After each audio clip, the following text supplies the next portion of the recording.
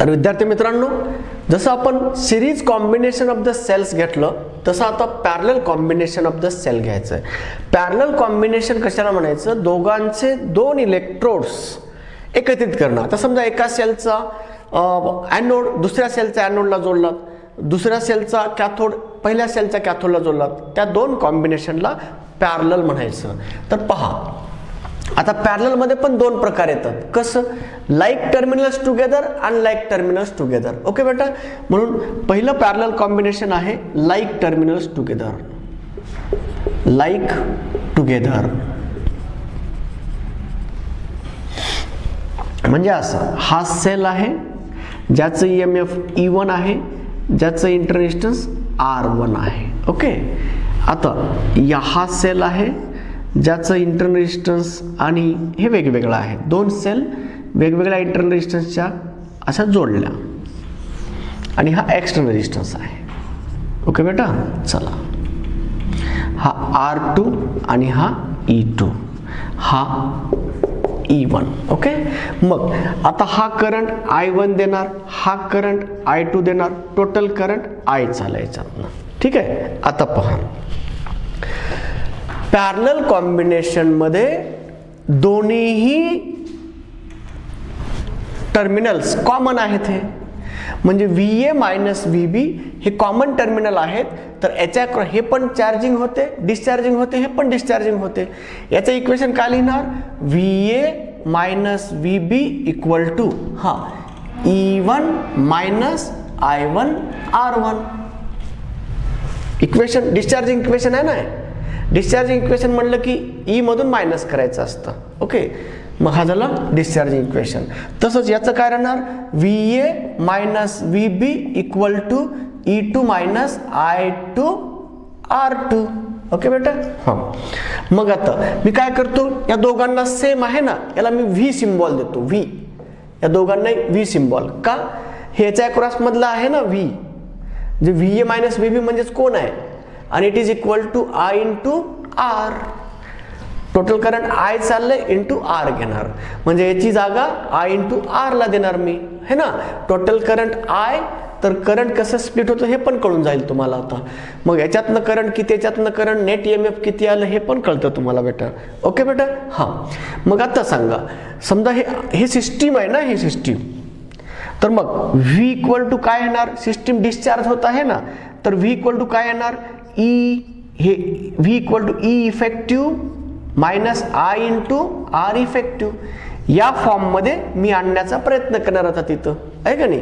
मग R effective minus I into R effective, E effective minus I into R effective या form मध्ये आणणार. मग नेट EMF मला कळतं तिथं. आता चला, या इथून मी I1 चं सूत्र काढू शकतो. I1 बरोबर येतं किती? E1 minus V divided by R1. इथं काय येतं? I2 बरोबर E2 minus V upon R2. मग काय आलं? E1 upon R1 minus V upon R1. हे काय येतं? E2 upon R2 minus V upon R2. Right. चला, आता याला असं लिहू का? टोटल करंट I म्हणजेच काय? I1 प्लस I2 असतं. मग घ्या इथं I म्हणजे काय लिहिणार आता तुम्ही? E1 upon R1 plus E2 upon R2 minus V 1 upon R1 plus 1 upon R2. Okay, आता तुम्ही असं म्हणू शकता का नाही बाळांनो? कसं? हे बघा, हे V घेतले ना तुम्ही, तर I बरोबर काय येणार? तर याला असं लिहू शकता, I बरोबर E effective minus V upon R effective. तर त्या फॉर्म मध्ये घेतो त्याला. आता चला, तर याला असं, हे जसं तुम्ही टोटल करंट I ला तुम्ही असं लिहू शकता, इफेक्टिव्ह EMF मायनस याच्या अक्रॉस मधला V divide by effective internal resistance. या फॉर्म मध्ये याला लिहितो. आता बघा, चला, तर हे झालं. मी असं लिहितो आता, I इक्वल टू, मला इथं कोण पाहिजे? फक्त V पाहिजे ना, तर थ्रू आउट कशाला डिवाइड करतो? याच्यानं, म्हणजे E1 upon R1 plus E2 upon R2 divided bye 1/R1 plus 1/R2 minus V divided by 1/R1 plus 1/R2. तर बघा हे कोण झालं? Effective EMF. म्हणून जर दोन सेल पॅरलल मध्ये या कॉम्बिनेशन मध्ये जोडला असेल, लाईक टर्मिनल्स टुगेदर जोडला असेल, तर दोन सेलचं नेट EMF एवढं आलं. हे बघा ना, याच्या जागी हे आहे. म्हणून दोन सेल पॅरलल जोडल्या की E इफेक्टिव्ह बरोबर E1/R1 plus E2/R2 divided by 1/R1 plus 1/R2. हे झालं net EMF when two cells are connected in parallel combination. Shortcut फॉर्म्युले आहेत बाळांनो, हे शॉर्टकट फॉर्म्युले तयार करत आहोत आपण. म्हणून दोन सेल E1 आणि E2 EMF च्या दोन cell R1 R2 internal resistance जोडल्या, पॅरलल जोडल्या, तर डायरेक्टली नेट EMF असा काढायचा. सिरीज मध्ये काय केलं तर सम मध्ये सरळ E1 प्लस E2 म्हटलं होतं का नाही, आणि डिफरन्स मध्ये काय घेतलं होतं E1 मायनस E2. तर पॅरलल मध्ये हा फॉर्म्युला वापरायचा. म्हणून E इफेक्टिव्ह बरोबर E1/R1 plus E2/R2 divide by 1/R1 plus 1/R2. म्हणून जर दोन सेल, प्रॉब्लेम बघा असा असतो, दोन सेल 4 व्होल्टचा आणि 1 ओहम इंटरनल रेजिस्टन्सचा एक सेल, दुसरा 3 व्होल्टचा आणि इंटरनल रेजिस्टन्स 1.5, आणि इथं 3 व्होल्टचे दोन सेल जर समजा पॅरलल जोडले तर इफेक्टिव्ह EMF किती आहे? E1 4 divided by 1, E2 3 divided by 1.5 घ्यायचं, आणि 1/1 अधिक 1/1.5 याच्यात सिम्प्लिफाय करायचं, E इफेक्टिव्ह भेटतं. मग फास्ट उत्तर भेटण्यासाठी E इफेक्टिव्ह असा घेतला जातो. म्हणून दोन सेलचं parallel combination like terminal together असेल तर हे घ्या. समजा इथं अनलाईक टर्मिनल टुगेदर असेल तर हे जर समजा इथं निगेटिव्ह असेल आणि इथं पॉझिटिव्ह असेल तर हे डिस्चार्जिंग इक्वेशन याच्यासाठी लिहिलंय तुम्ही इथं. तर याच्यासाठी काय लिहिणार? इथं प्लस घेणार है ना बेटा, इथं प्लस होणार, इथं प्लस होणार है ना बेटा. I2 पाहिजे ना तुम्हाला, तर E2 मायनस V होणार, कारण हे I2 आहे ना, आणि इकडे जाऊन हे V मायनस E2 होणार. V मायनस E2 म्हणजे इथं काय झाला? इथं प्लस झाला आणि हे काय झालं? मायनस. मग इथं काय झालं? मायनस. म्हणून इथं मायनस. म्हणून जिथं प्लस करताय ना तिथं मायनस करायचं. कधी? दोन सेल पॅरलल मध्ये जोडत असताना दोघांचे ॲनोड ॲनोड कॅथोड कॅथोड एकत्रित असतील तर इथं प्लस करा, आणि एकाचा कॅथोड दुसऱ्याच्या ॲनोडला जोडत असेल तर इथं मायनस करायचं. बस एवढंच लक्षात ठेवायचं, बाकी इथं नाही करायचं बरं. मायनस इंटरनल रेजिस्टन्स मध्ये काही फरक पडत नाहीये, फक्त इथं प्लसला मायनस, मायनसला प्लस करायचं. लाईक टर्मिनल्स टुगेदर म्हणजेच कसं? ॲनोड ॲनोड एकत्रित तर प्लस, ॲनोड एकाचा आणि कॅथोड. कारण कसं असं? कारण की एक डिस्चार्ज होते तर दुसरे काय होते? चार्ज होते का? बघा हे जर निगेटिव्ह असेल तर बघा ना, इकडनं येणारं करंट काही या मार्गाने जातं इकडे, काही इकडे जातं. म्हणजे हे टोटल करंट काढत असताना तुम्ही I1 प्लस I2 म्हणू शकत नाही. आता काय म्हणू शकता? I1 मायनस I2 म्हणू शकता. म्हणून इथं मायनस येतं बाळांनो. तर विद्यार्थी मित्रांनो, अशा पद्धतीनं नेट EMF काढण्यासाठी जे फॉर्म्युला आपण तयार केलाय तो फॉर्म्युला चार्जिंग आणि डिस्चार्जिंग इक्वेशनच्या मदतीने तयार केल्यामुळं आपल्याला हा नेट EMF माहीत झाला. म्हणून नेट इंटरनल रेजिस्टन्स माहीत झाला की मग हा फॉर्म्युला सुद्धा तयार झाला तुमचा. म्हणून टोटल करंट काढायचं म्हटलं तर तुम्ही असं काढू शकता या सूत्रानुसार. जर तुम्हाला टोटल करंट काढत असताना आणखीन शॉर्टकट पाहिजे असेल टोटल करंटचा, बरं how much current send out through the external resistance जर असं पाहिजे असेल तर या इथे याला थोडं अरेंजमेंट अशी देतो. काय करणार? हे बघा ना, V ची किंमत I इंटू R ठेवणार, कॅपिटल R ठेवणार. तर इथं काय झालं? मग V equal to I into R झाला. मग याला इकडे घ्या, I कॉमन निघतो आणि मग खाली घेऊन जायचं त्याला. म्हणून इंटरनल रेजिस्टन्स आणि EMF माहित असेल तर एक्सटर्नल रेजिस्टन्स मधून पास होणारं टोटल करंट जर विचारलं त्याला इकडे घ्या, हे प्लस, कारण इथं सम मध्ये आहे ना, दोघं सारखे आहेत. पहिली केस घ्यायला लागलं मी, इथं प्लस झालं. ओके, म्हणजे सॉरी इथं मायनस झालं. आता पहा काय होतं, I equal to plus I R 1/R1 plus 1/R2 equal to E1/R1 plus E2/R2.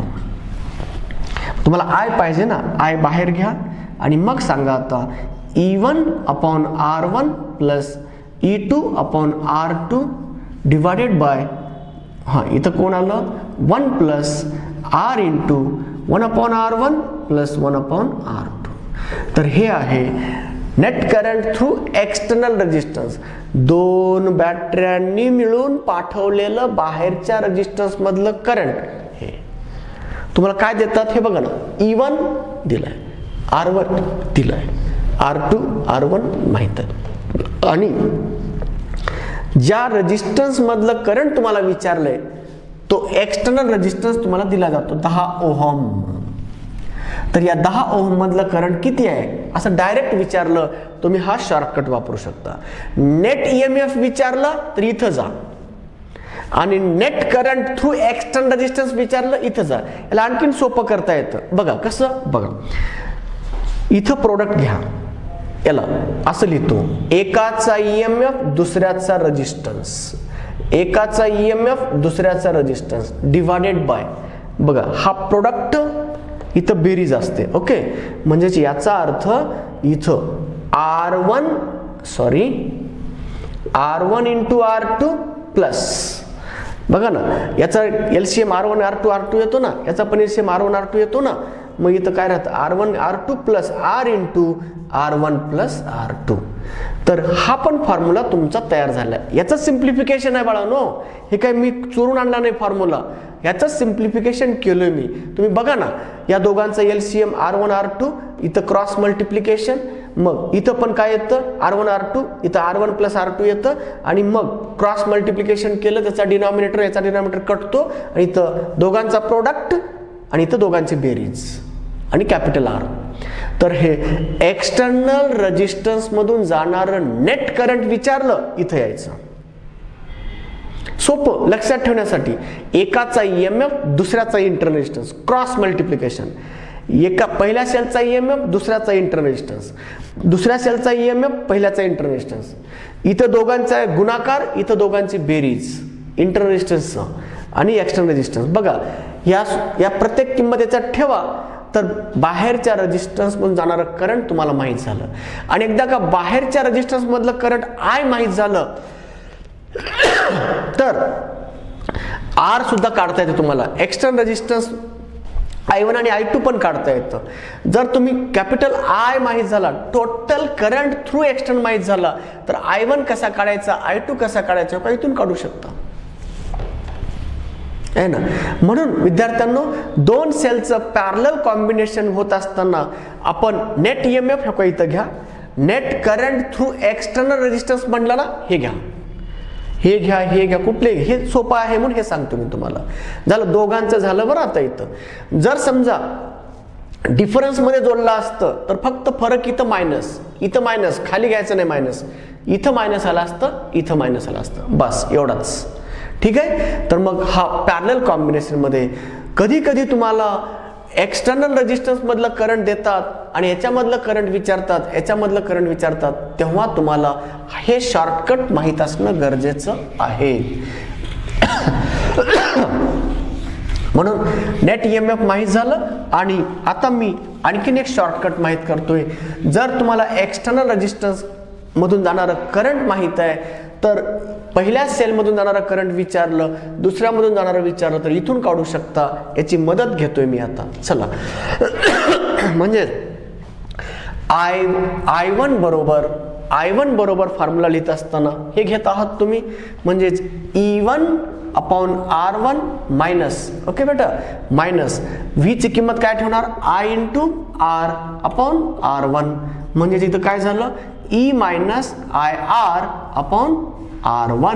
म्हणजेच मी असं लिहू शकतो का, I1, I माहित झालं ना तुम्हाला आता इथं, हे काय ही आय आहे ना, तर आयची किंमत इथे ठेवाल तर तुम्हाला काय माहित जाईल I1. I2 कसा भेटणार मग E2 minus IR upon R2. म्हणजे एकदा एक्सटर्नल रेजिस्टन्स जर तुम्हाला माहित झाला, बाहेरच्या रेजिस्टन्समधून जाणारा करंट जर कॅपिटल I माहित झाला तर इथं ठेवा I माहित आहे, E2 R2 R तर ऑलरेडी माहित आहे, I1 I2 मिळतो. जर I1 पाहिजे असेल तर E1 minus IR upon R1. तर या फॉर्म्युल्याच्या साहाय्यानं तुम्ही पाहिजे ते शॉर्टकट म्हणजे पटकन उत्तर मिळवू शकता. म्हणून दोन सेलचा असा जर कॉम्प्लिकेटेड सर्किट जर दिला तर तुम्ही टोटल रेजिस्टन्स काढा म्हटलं, एक्सटर्नल रेजिस्टन्स मधलं करंट काढा म्हटलं, पटकन इथं या. Net EMF of the cells, total कॉम्बिनेशनचं नेट ईएमएफ काढा म्हटलं, इथं जा. ओके, लक्षात घ्यायचं प्रत्येक वेळेस नेट ईएमएफ पटकन काढून घ्यायचं, कारण एवढ्या ढिगारा बॅटऱ्यांचं कॉम्बिनेशन असेल तर अशा वेळेस नेट ईएमएफ काढून घ्या, एकच सर्किट बनतो आपला. Net EMF, net internal resistance. आता नेट इंटरनल रेजिस्टन्स काढण्यासाठी आपण काय करणार हे बघा ना. नेट इंटरनल रेजिस्टन्स किती आलं हे बघा ना, इथं काढत असताना आपण काय केलं होतं, नेट ईएमएफ काढलं होतं, नेट इंटरनल रेजिस्टन्स हे आलं, म्हणजे 1 upon RP equal to 1 upon R1 plus 1 upon R2, म्हणजे RP equal to R1 R2 divided by R1 plus R2. कारण या दोघांचं कसलं कॉम्बिनेशन आहे, पॅरलल. म्हणून effective value of internal resistance R1 R2 divided by R1 plus R2. तर विद्यार्थी मित्रांनो, effective value of EMF, effective value of internal resistance आणि net current through external resistance आणि individual current through respective cells. तर हे necessary formulas दोघांसाठी झाले. आता मी त्याला इन जनरल अनेकांसाठी n नंबर ऑफ सेल्स जर जोडल्या, identical n number of cells with like terminals together connected in parallel combination. Okay, मग आता पॅरलल कॉम्बिनेशन मधून तुम्हाला मॅक्झिमम करंट एक्सट्रॅक्ट करायचा असेल तर काय करावं लागेल, मॅक्झिमम करंट एक्सट्रॅक्ट करण्यासाठी काय करावं लागेल, तर पॅरलल कॉम्बिनेशन मध्ये प्रत्येक सेलचं